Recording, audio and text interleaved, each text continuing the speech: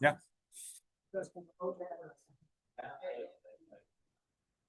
Buen día, buenos días, good morning, Lucas. Good morning. Vamos a comenzar las actividades de la segunda jornada de la reunión. Y hoy, como anunciamos ayer, la actividad será más centrada o plenamente centrada en cuestiones temáticas, ¿no?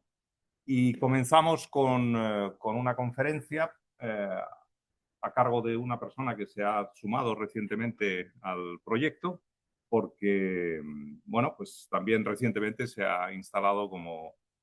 ¿cuál es el cargo específico como profesor? Investigador distinguido. Investigador distinguido en la Universidad Carlos III de Madrid. Quienes nos dedicamos a la investigación en comunicación en general y específicamente en cuestiones de desinformación y muy específicamente en el ámbito del fact-checking, conocemos muy bien el trabajo de Lucas Grave, que es un referente internacional en esta disciplina, una persona que ha reflexionado mucho, que ha investigado mucho respecto de las características, los fenómenos, las transformaciones del fact-checking. Y yo creo que la oportunidad de escucharle hoy es magnífica porque precisamente esta disciplina, que está muy bien representada en esta sala, pues está experimentando una situación de transformación muy, muy importante, tanto por razones endógenas de puro desarrollo de la disciplina, como por factores externos que tienen que ver con las plataformas, con la regulación. Y yo creo que, bueno, no, la conferencia la tienes que dar tú. Pero así es. Así que, pues nada, es un enorme gusto. He will be delivering his presentation or his talk in English, because obviously he's more fluent in English. I believe that nobody has any problem with that. So you're very welcome. Thank you for joining us and in general to collaborate with us. Thank you, Ramón. Muchas gracias. A ver si funciona.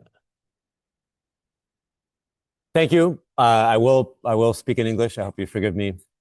It's a real privilege to be here with Emetifier in the beating heart of the censorship industrial complex, as President Trump and his allies refer sometimes to these efforts. And in what just this month the US Congress called Europe's decade-long campaign to censor the global internet and harm American speech in the United States.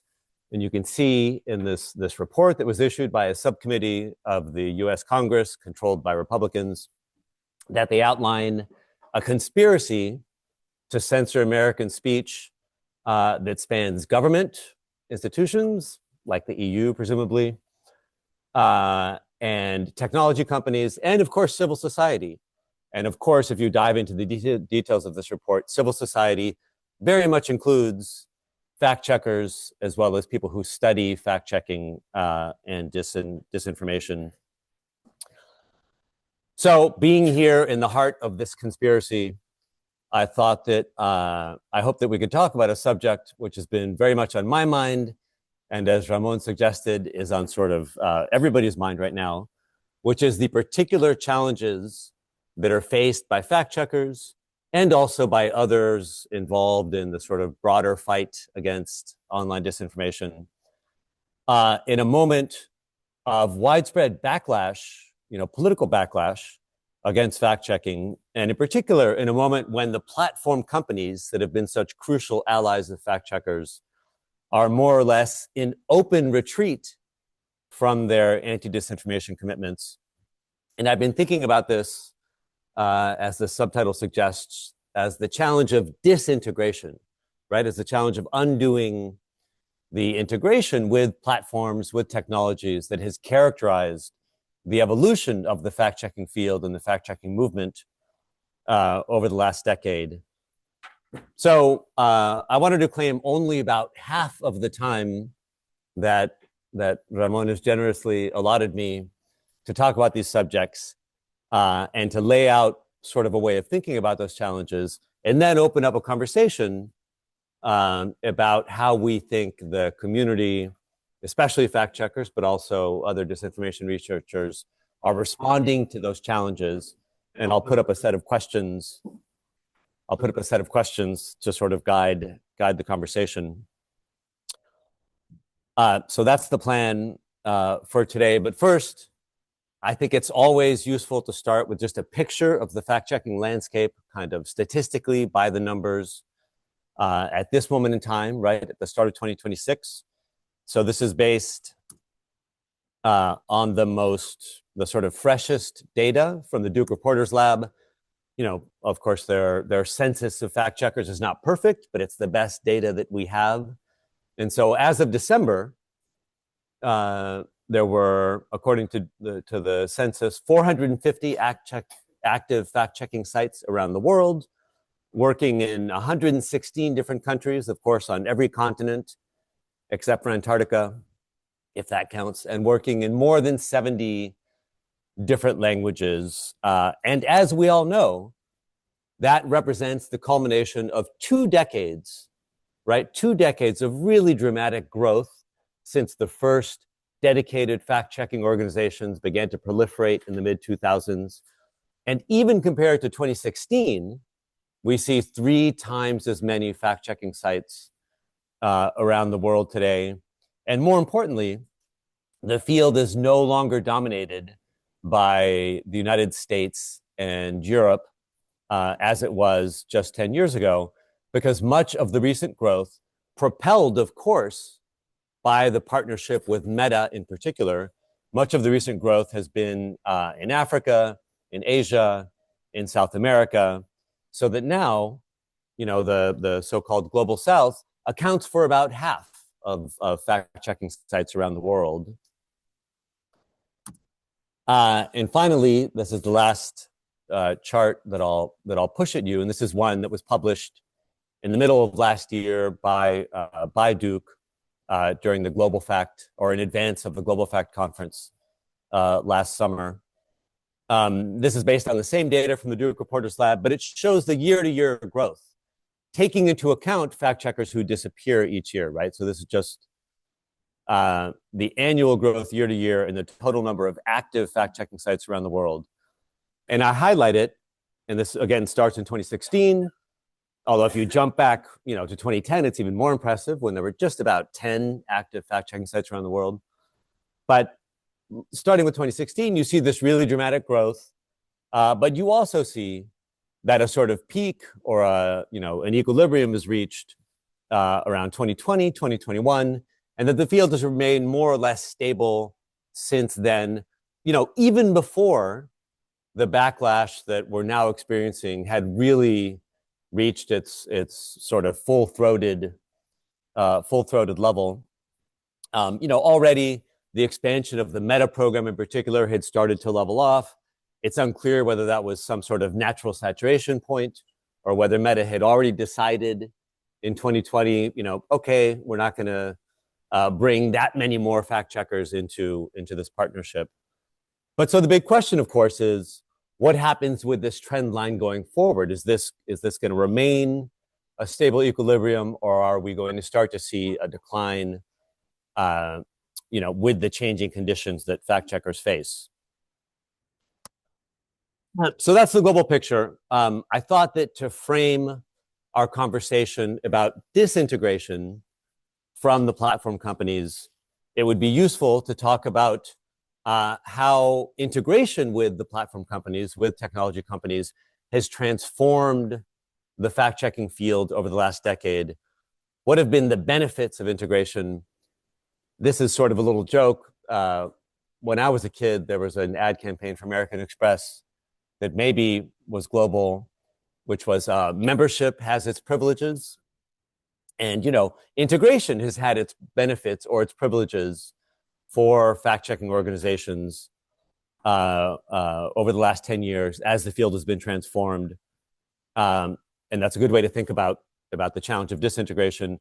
And here I'll be drawing in part, on things I've heard over the last 10 years and on things we all understand, but also on a series of interviews that I've been doing recently with Irene Larraz, who's a student of Ramon's, and with Victoria Moreno Gil, who's a colleague at Carlos III, looking exactly at how fact checkers are adapting to this moment. Okay, so how did integration with platform companies, with technology companies, change the fact-checking field? Well, obviously, we all know, the point that's most often discussed is that it provided a field-changing source of financial support, steady financial support, that transformed individual fact-checking organizations, which is something, if you listen to organizations talk about their evolution, they'll talk about the day they joined the Meta program, especially as a turning point, right? A day when they could really reimagine their horizons, start to grow in a new way. And it also transformed the wider fact-checking field. Just to put some figures there, back when Meta used to brag about its investments in fact-checking in 2022, it claimed that since 2016, so in the 6 years from 2016 to 2022, it had invested more than $100 million in support for fact-checking and sort of fact-checking related efforts around the world. That's, of course, through the direct partnership with fact-checking organizations, but it was also through grants that fact-checkers could apply for, and grants that were distributed sometimes through the IFCN, and later support for the EFCSN. So that's an impressive figure. We all know, of course, how dependent the field in general has become on this particular source of funding. So we every year we see the results of this survey done by the IFCN. So the 2025 survey, the most recent, which covered 2024, found that among IFCN members, Meta alone, just the partnership with Meta, not other grant support from Meta, but just the partnership, accounted for 45% on average of their annual revenues. Now, that average includes IFCN members who don't take part in the partnership. So if you looked only at the ones who actually participate, the average would be substantially higher. And of course, that's been the source of a lot of the concern about what happens if Meta scales this program back around the world. It's not only the amount of funding, but the nature of that funding that has been so transformative. So in these recent interviews with fact-checking organizations, fact checkers say over and over that, especially for an NGO or for a group that comes out of civil society, having this source of commercial revenue without reporting requirements, without rules about how you can spend it, without painful grant applications that have to be reinitiated every year or every 2 years, that was transformative, and that it allowed them it gave them the freedom to be more creative in the programs they launched, and to seek, it kind of subsidized them while they sought other sources of funding elsewhere. So it was really kind of a revenue multiplier that gave them a lot more, using their words, independence and creativity in planning their activities and in sort of developing as an organization. Again, because it had so few constraints. I want to highlight, though, we often talk about the difference that the third-party fact-checking program of Meta has made, but that's not the whole story. There's also, of course, the partnership with TikTok, which counts, I think, about 20 fact-checking organizations around the world. But even more important than that has been consistent support from Google, which was, in fact, the first major tech company, the first major platform to invest heavily in the fact-checking field. They were the first to sponsor the annual fact-checking conference, starting in 2015, so the very second edition of that conference. And since then, mainly through grants, through their support for news organizations, and for technology development in particular among fact checkers. Google, according to its own estimate, again, back when they used to show off about these investments in 22, said that just since 2018, so in the 4 years between 2018 and 2022, they had invested almost 75 million in projects related to fact checking and media literacy, disinformation literacy around the world. And they've invested a lot in particular organizations. Full Fact, the UK-based fact-checking site, just in 1 year alone received more than $1 million in support. In 2024, received more than $1 million in support from Google because Google invested so heavily in helping fact checkers to advance their AI initiatives, for instance. So it's not just a story about Meta, it's the technology sector in general. And of course, that's changing today. So both Google and Meta are in open retreat from these financial commitments. Of course, the third-party fact-checking program has only been ended in the United States. But when Mark Zuckerberg made that announcement, he said that they would close it starting in the United States, leaving open the idea that it might, it's going to shrink elsewhere, either slowly or quickly. It certainly isn't growing anymore. And meanwhile, Google has openly scaled back its investments in fact-checking and anti-disinformation efforts. And what fact checkers say, and what others working in this space say privately, is that if you want to apply for any grants from Google, don't have the word fact-checking or even the word disinformation anywhere in your proposal. Instead, maybe talk about information integrity. I'm sure this is advice that some of you have heard. Okay, so that's the financial front that, of course, we've all thought about and talked about. But even more important, in terms of the way that integration with platforms has transformed the job of fact checkers and the fact-checking field, is the unique ability to achieve reach and especially impact that becomes possible when you're integrated directly into the operations of platform companies, when you're influencing their algorithms in a direct way. This is something that has been talked about for a long time.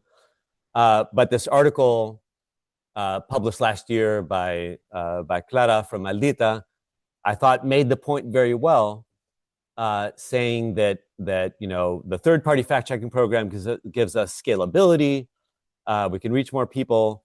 But then later she says, with fact-checking embedded into the system, verified information reached massive audiences that would otherwise have been left to be deceived. I love that phrase of being embedded into the system, because that's exactly what these integrations make possible.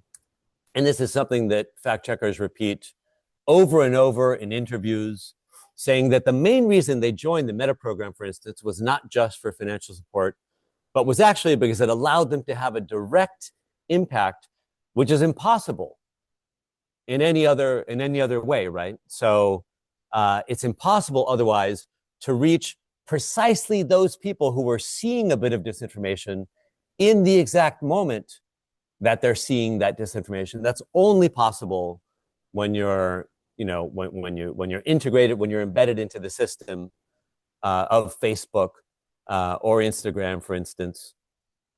And that's even true, with Google's claim review, as we'll talk about in a second, in a way that helped fact checkers to show corrections to people as they were searching for related disinformation. And of course, it's precisely that kind of integration, that embedding, which is lost as Meta scales back the third-party fact-checking partnership.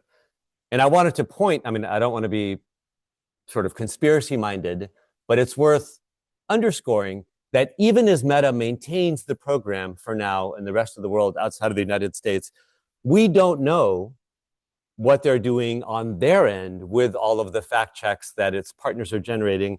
Are they still, reducing to the same degree that they were at the height of the program? Are they tagging related content in the way that they were at the height of the program?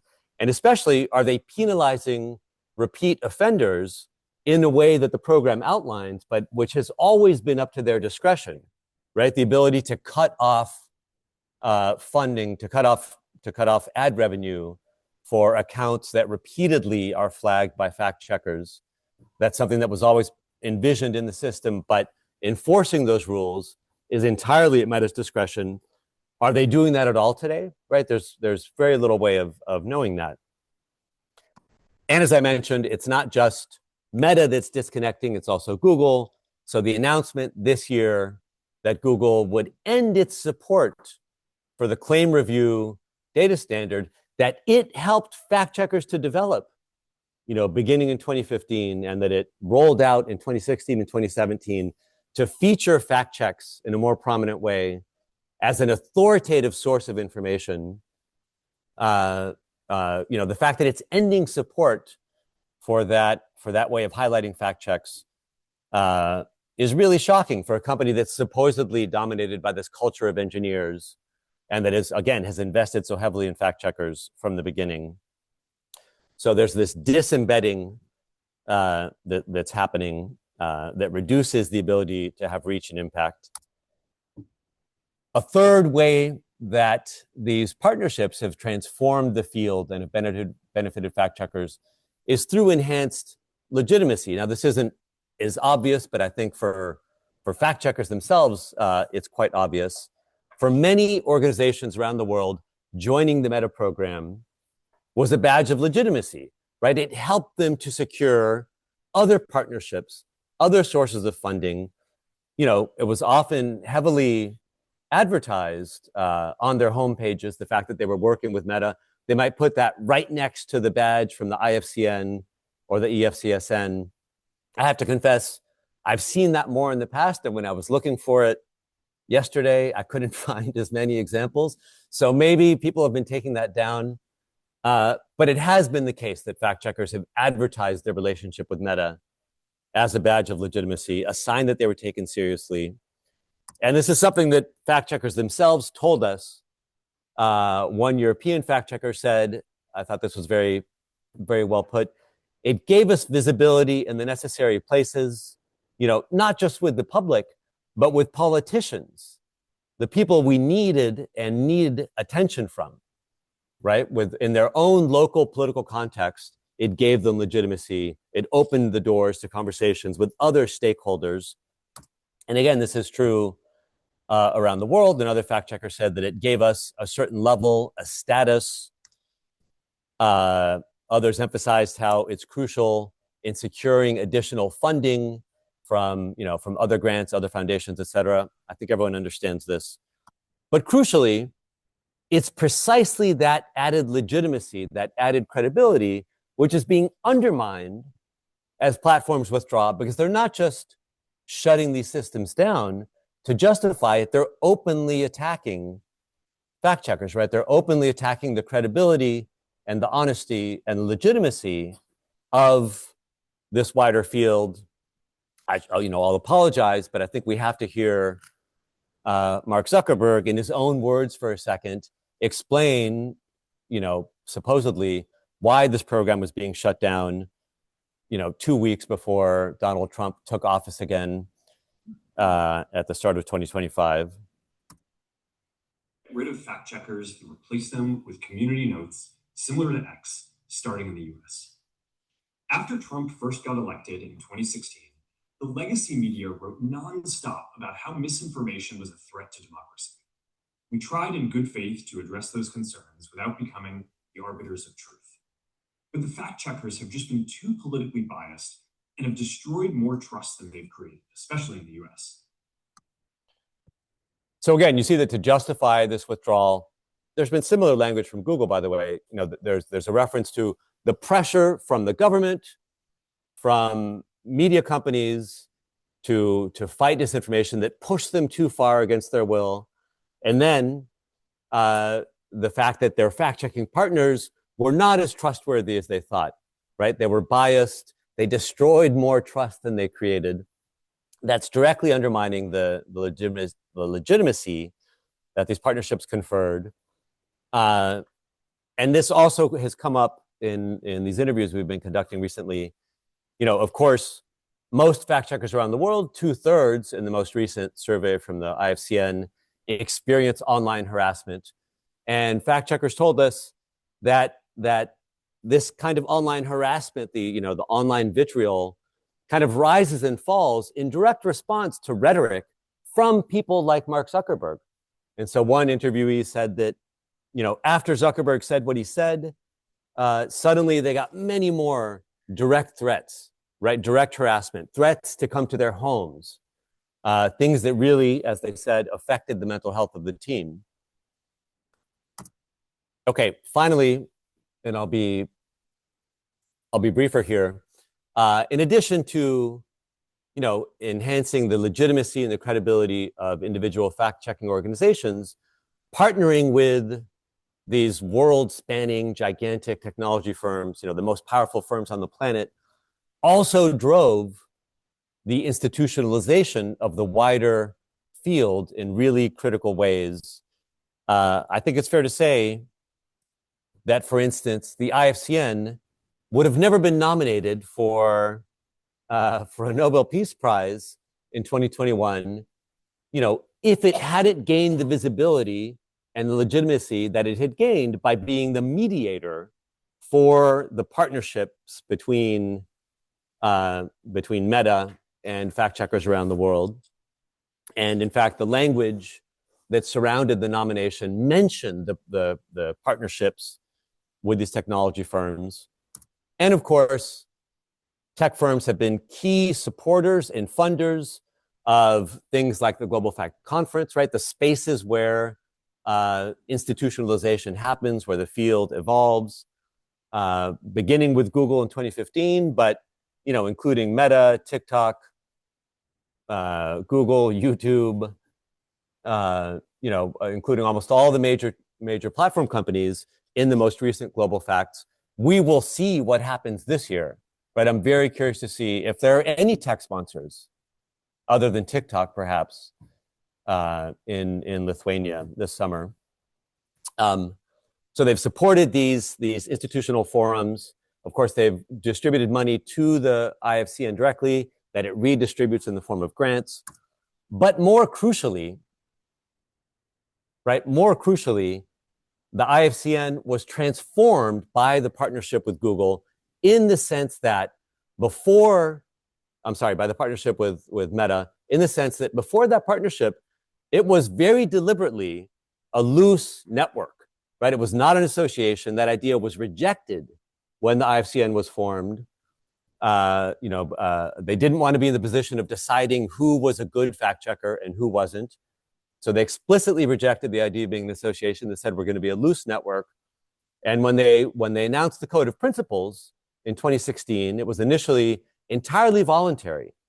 There was no accreditation, there was no verification. You just had to sign a statement saying that you support these principles in general. That was it. As soon as they partnered with Meta, things changed because suddenly they knew that lots of outside actors would want to come into this partnership. They needed to sharpen the boundaries of the field. They had to start saying who is a real fact checker and who isn't. And so that is what led to the credentialing system that was rolled out in 2017. Of course, when they launched their credentialing system, they had to have somebody to run it. So then they had to have a governance board. They never had a governance board before. It was just a loose network. Suddenly, there was a governance board. Once you have a governance board, you have to decide who's on it. So you have to have elections.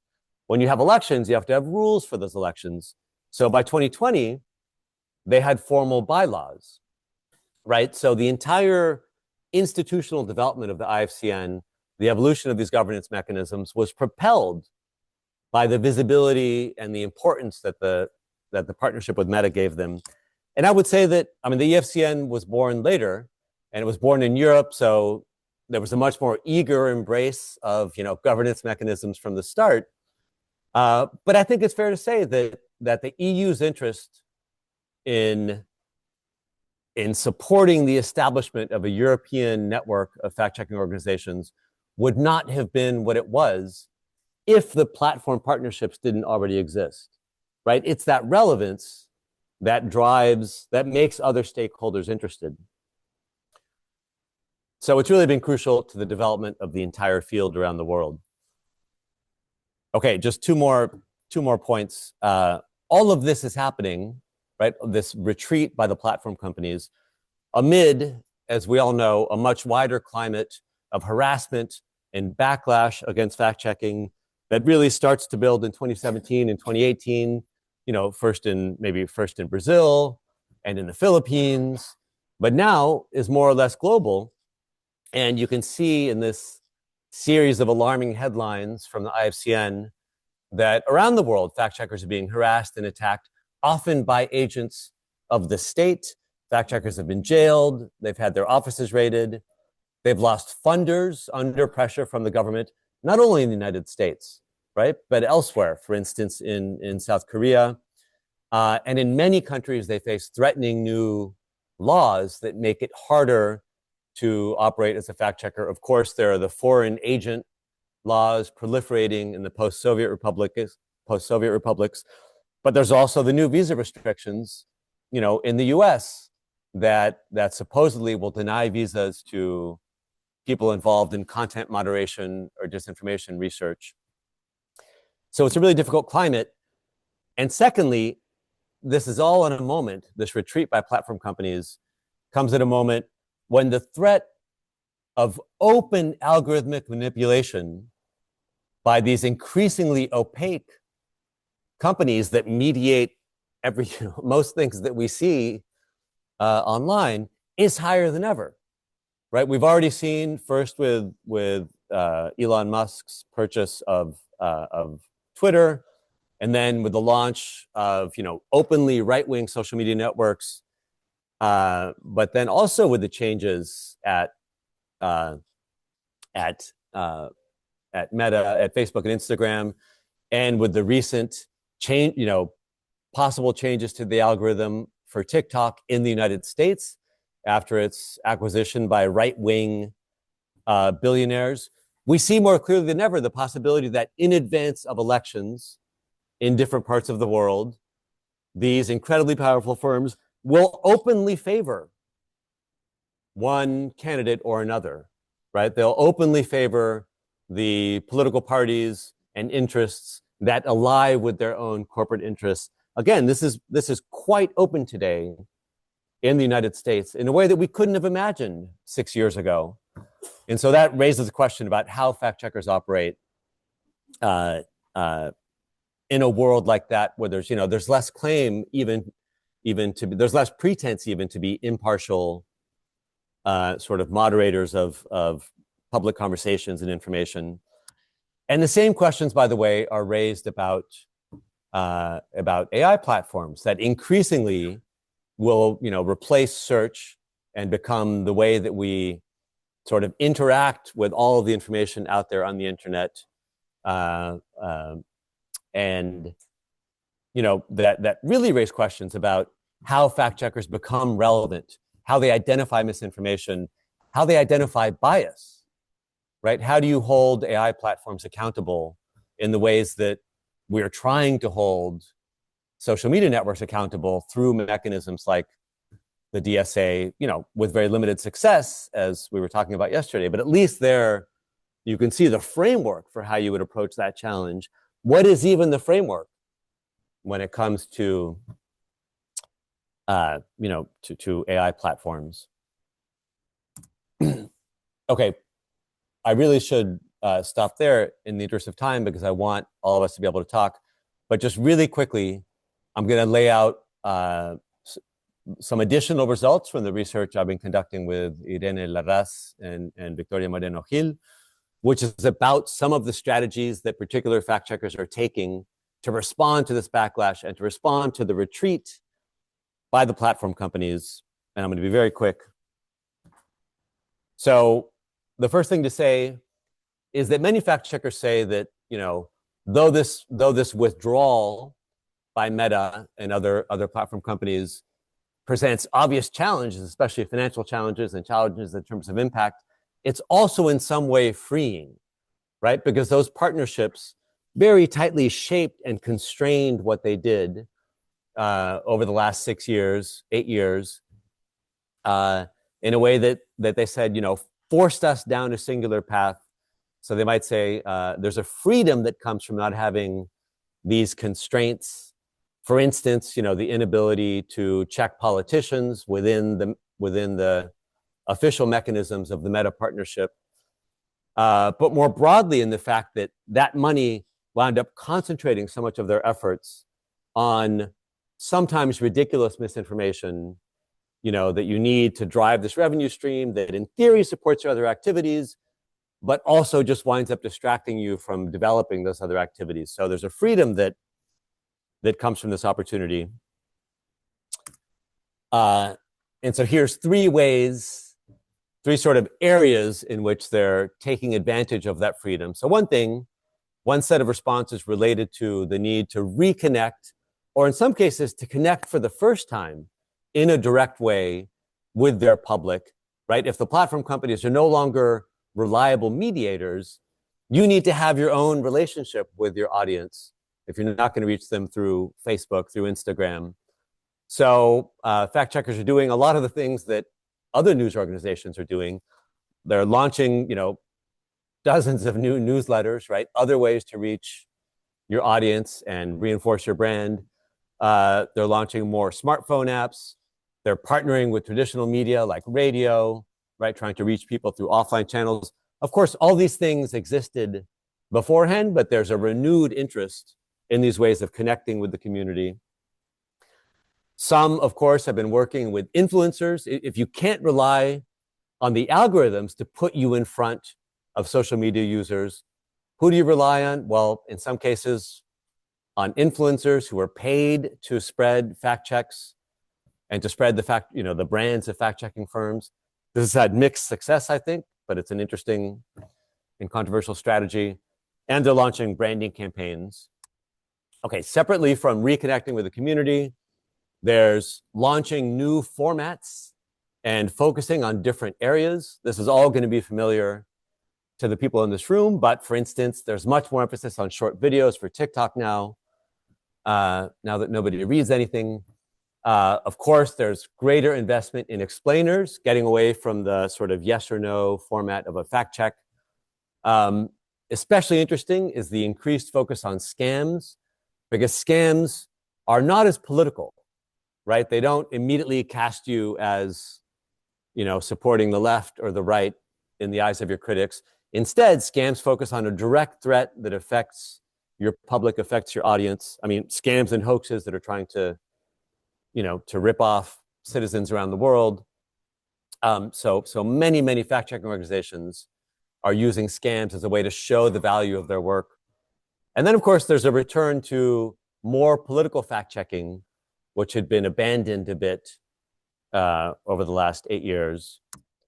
And then lastly, of course, there are other avenues of impact. So lots of fact-checkers talked about other ways to hold platforms accountable, for instance, through accountability audits or working within the structure of the DSA, or conducting their own analyses that show whether there's algorithmic bias or that show how quickly they're responding or not responding to disinformation or to hate speech or to notifier programs, et cetera. And so there's greater investment in that, in OSINT work, in policy work, and of course in media literacy, which is an easier way to get funding today than fact-checking. So I just wanted to lay out those three zones of stuff that's already happening. Again, I think that's familiar to everyone here. But I wanted to do that by way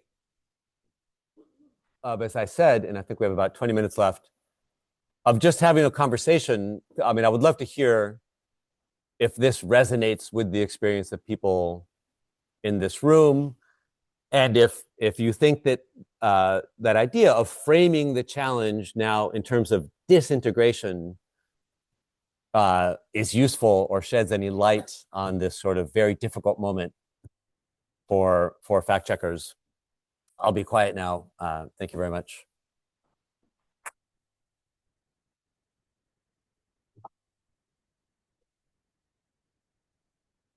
Lucas, for your very insightful presentation. we have, thank you also for leaving us some time for questions. I'm sure that there will be some, but I have one. And again, not just questions, but conversation. Okay, but I have a question. Okay. Since you have an international view of what is developing, you have given us basically a world view of what is now happening and special focus in the US. But since our partners are Europeans, but they also have an very much interest in what is happening in Latin America, the Iberian-American dimension. Could you give us some insights regarding what is the impact of this transformation in the European region and the Latin American region? Because there are some nuances, probably. There are nuances, and I should say that for this last set of interviews, we were speaking with fact checkers all around the world, many in Europe, but also in the U.S. and South America, Latin America.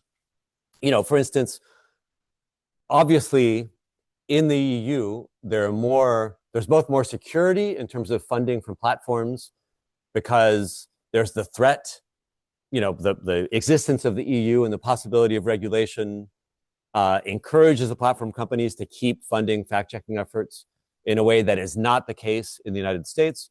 But also, there are more mechanisms for accountability, right? So the whole superstructure of the Code of Practice and the DSA creates at least some opportunities. I mean, again, as we talked about yesterday, they're limited, but there's at least a framework for thinking about you know, if you conduct an audit of a platform company, who do you give that to? Well, in the US, it's not clear who you would give it to if you want anything to happen. In the EU, at least, there are actors who, in principle, are you know, have to receive that information and think about it and incorporate it into their you know, into the regulation of the, you know, of the very large platform companies. So there are more sort of structural resources in the EU for adapting to the set of shifts. In Latin America, I think people feel very buffeted by these changes because, of course, the political shifts that we've seen in the US have been anticipated or at least paralleled, you know, in Latin America in a way that is not as true in Europe. I mean, of course, we see the same tendencies in Europe, but they just haven't manifested as completely. And so the leading fact checkers in Latin America talked a lot about reconnecting with the community and about, for instance, returning to political fact checking, because there are a lot of global leaders emerged first in South America, like Chequeado, and you've had a lot of fact checkers in Brazil since 2016. And so these are organizations that, in some cases, experienced the pull away from checking politicians as they began partnering with platform companies, and now are trying to move back towards holding political leaders accountable, not just checking fake news online. I don't know if that starts to answer the question. I mean, it's a big world. Yeah, it addresses the question. Actually, I was talking yesterday at the beginning of the first meeting that we had a meeting with ETMO this Monday, and there were some fact-checking organizations represented in the meeting, and that was the opportunity to tell us what are the priorities coming from the European Commission regarding our work within the ETMO network. And some of the fact checkers raised the question that, look, okay, we are, as a network, requested to be more active and even go to advocacy situation. But at the same time, fact checkers will say, look, we have to preserve our independence, and because we have to request accountability for everyone, including the European Commission itself. Yeah, of course. At the beginning. So that's a tricky question. That's a really important point. And the even in the EFCSN, there's been some, at least early on, some difference of opinion about how much policy work is legitimate for fact checkers to do, and fact checkers that come more out of organizations that originated in journalism tend to have different views about that, and to think that we don't want to ever become lobbyists. Of course, the EFCSN has more or less a lobbyist in Brussels. So there are tensions that exist there that are also replicated in, you have that same difference between fact checkers that come more out of civil society and more out of journalism, in South America. I mean, Chequeado, again, to use an easy example, from the very start was doing lots of other things besides fact checking, like creating databases of public data, because the official government statistics couldn't be trusted. So lots of other civil society initiatives that are meant to improve the information environment. That is not the kind of work that journalists initially are comfortable with. But just really quickly, this is a tension that has existed since 2014, since the first time fact checkers got together around the world. And at least in my view, having watched it, there's been more over time. There's been a sort of mutual influence from the fact checkers that come out of the civil society world and the fact checkers that come out of journalism. And the journalists, over time, even in the United States, where they tend to be most journalisty in their thinking, have become more open to other kinds of work, right? To more structural interventions, to fighting for a more sort of a more accountable information environment instead of just publishing articles. Well, I would like to give the opportunity. Yes, Roberto Gelado from. I like the synthetic effort you made in that slide as well. It looks like a letter to Santa, that's being the fact checker.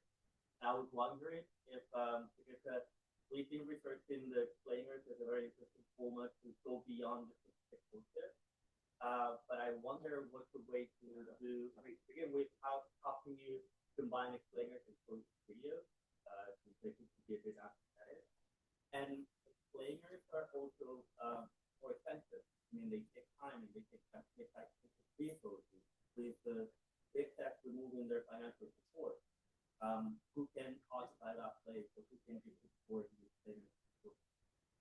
That's such an excellent question that it's never occurred to me to ask, even in all these interviews. So I wonder if anyone in the room has an idea of, has anyone combined short video with explainers?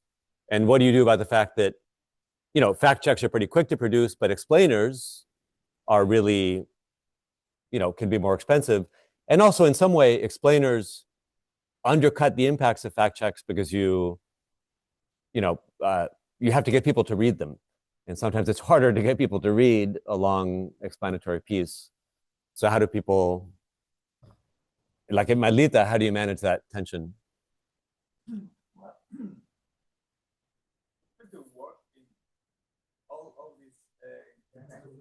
For example, disclaimer.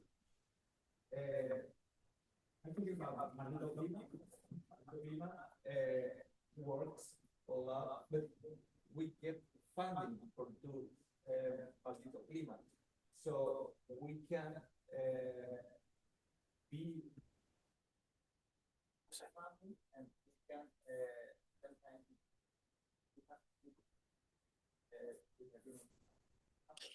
so.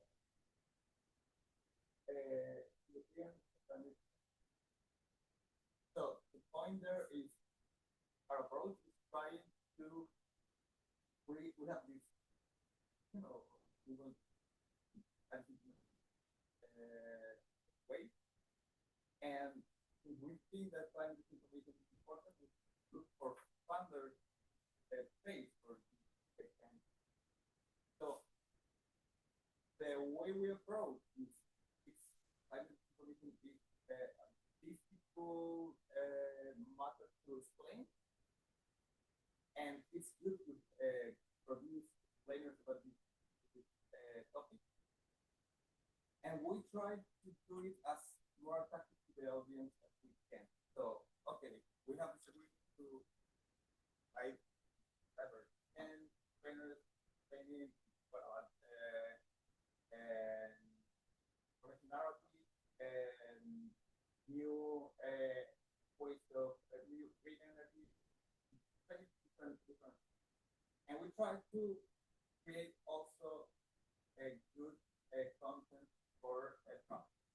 One thing we try to do all the time is thinking about how we use this for the public, for the common people. And I think that this between important to play and how can I create a good product for the common people with some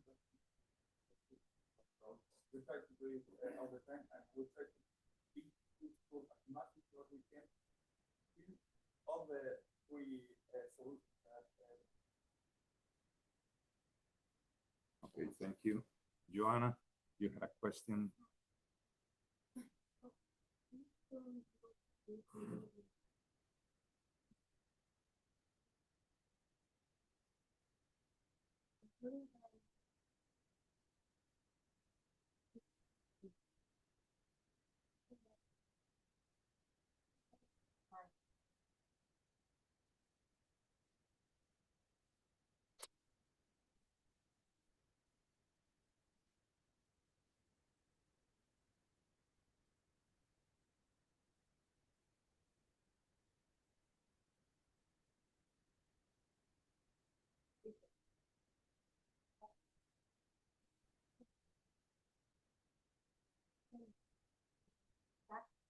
Very small.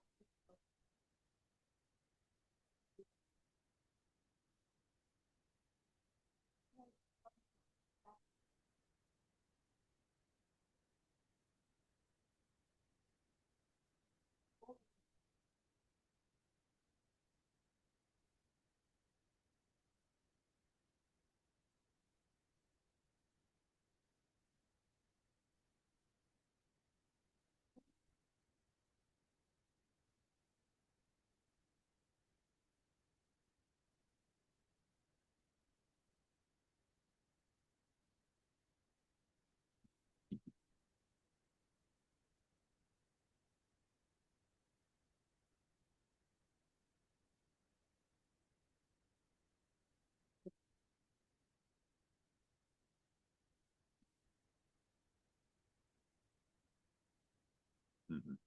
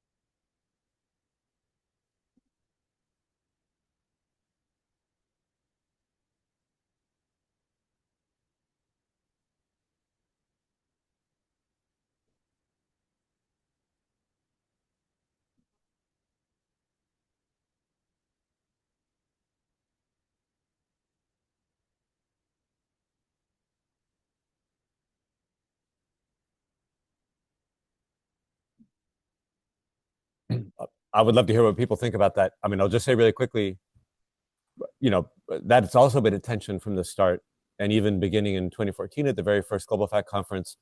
One of the things that pushed towards having the Code of Principles, even the first voluntary version, was that some people, journalists, were uncomfortable with the language that certain fact checkers used, especially fact checkers who were emerging in Ukraine in a context where this is in 2014, and they were under an information war, as they said quite clearly and quite honestly. And so from their perspective, like, of course, we can be very open that our mission is to fight Russian propaganda, Russian disinformation. And in the context that they were in, that made perfect sense. But it caused discomfort among fact checkers who came out of the world of of journalism and who understood balance in a different way. And I also really appreciated your comment about Google's funding strategy in that program. I wouldn't guess that it was designed to fail, but the incentives are misaligned, right? I mean, the goal is to fund lots of little projects. And that sort of reflected the DNA of the Google News Initiative in general, where they were, kind of casting little seeds everywhere. Although at the same time, some fact checkers received, incredible amounts of support from them over the years, millions of dollars. Let me add something that relates to the questions raised by Joanna, and I think it's relevant for the whole hub. The hub's coordinators were invited to join an in-person only meeting in Brussels last December 6th. Leave your phones outside. Yeah. In order to tell us some plans of the commissions, just to advance some of the strategies that will be put in place in the future. And probably some of you have already heard about a term that will be very relevant for all of us in the near future, which is Agora EU. You can check it if you want it. Agora EU. That's the name of the future program of the European Commission regarding media and creative industries. That so far is ambition that will be resourced with sort of 9,000 million euros.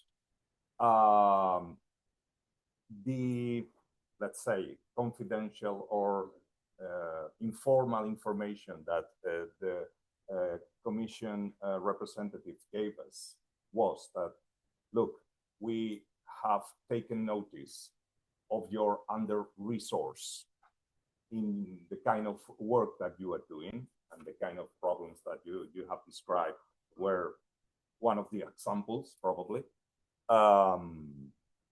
So without telling us, this will be much better, or to some extent better, but they tell us, look, this is going to be more, it will be a higher priority for the European Commission, because we have noticed that the media and communication and creative industries, and specifically the disinformation problem, is something very, very extremely relevant for our situation. So the overall resources devoted to this, including technology, resources, and all that, so on and so forth, will be higher in the near future. This is now, this program is now under discussion in Parliament, EU Commission, but there is already some information available. You can, I invite you to read about it, and that will be the framework beginning in 2028, under which the overall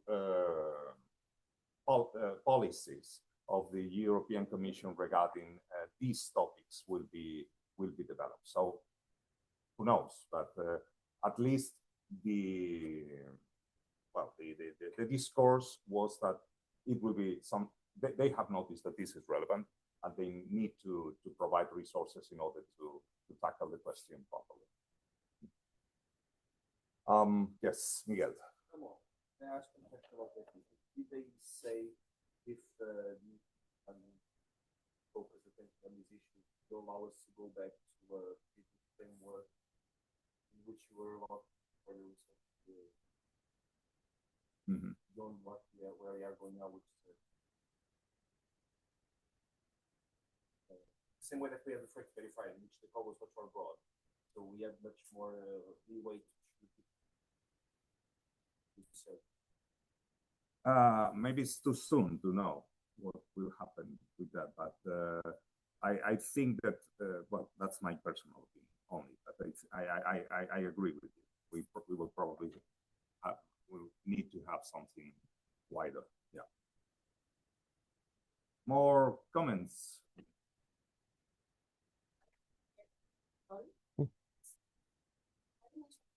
Such as community notes or the integration of AI into them, helpful for fact checking, or do they undermine the fact checking? I mean, I think this is very much an open question right now, right? But the evidence so far suggests that, well, in some ways it's encouraging because it suggests that even under X's weird algorithmic implementation of community notes, people tend to find most useful community notes that make reference to professional fact checks. So it reaffirms the idea that there's real value in the work that you do, and that people in the world can perceive that. But at the same time, and a lot of this work has been done by Marlita, and there's also been a lot of independent studies. At the same time, many valuable notes tend not to gain visibility because of the requirement that they be endorsed by people with opposing viewpoints in terms of their history of endorsing notes. And so, I think in general, the picture, my opinion is that the picture with community notes is quite discouraging. And the idea that they're being generated, there's also evidence that they're being generated more and more by AI. And that's quite discouraging, even though it makes them more responsive.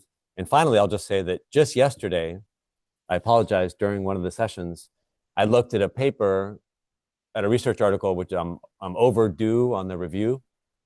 And it was a study of whether using AI to not, just to improve the language of community notes can make them more effective. Like if you can make random stuff that people write sound more like a real fact check, does that increase its impact in the idea that they will find it favorable? I'm not sure how I feel about it if it does. That seems a little bit dangerous to me, even though the authors were suggesting this could be a great resource. Anyway, it's an open question, but I think there's reason to be skeptical. Well, okay. So now we have a coffee waiting for us. I don't know exactly where. It's right here. Not so upstairs. We have a 30 minutes break, and then we will back to this place. Thank you. Thank you.